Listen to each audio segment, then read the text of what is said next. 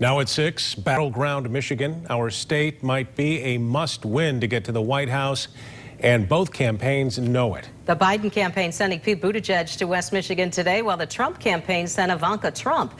News 8's political reporter Rick Albin talked with both while they were in town for those events, and he's live in Alto where he just talked with Ivanka Trump. Rick? Susan and Brian, this hectic campaign could not be further removed from this peaceful farm and event center here near Alto, where Ivanka Trump just wrapped up a conversation with a number of supporters just about an hour ago. Earlier in the day, she made a surprise visit to Robinette's Orchard. And there she talked to a few people and even bought some apples, or I believe she bought actually donuts and brought them back. I think they ended up with some of the folks here at this conversation later in the day. But after she talked here, I talked to her about the differences between the campaign this year and 4 years ago. What is different about this year, 4 years later, than 2016 for you and your family? Because this is a family affair. Your brothers are both going to be in the state this week as well. And so, I mean, this is a big family undertaking.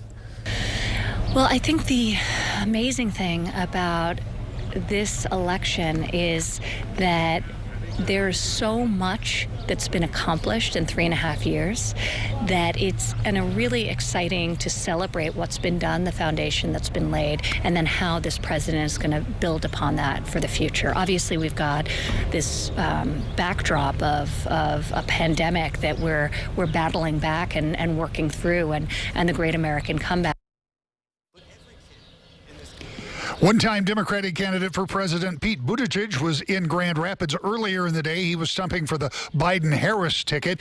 He said it was imperative for people to vote, to get out and make sure you take somebody with you. This is a theme we're hearing from both sides. Here's what he had to say about this upcoming vote.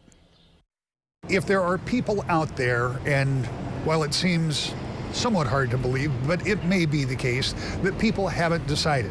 They may not want to vote for one candidate for one set of reasons, and they may not be excited about voting for another candidate for another set of reasons.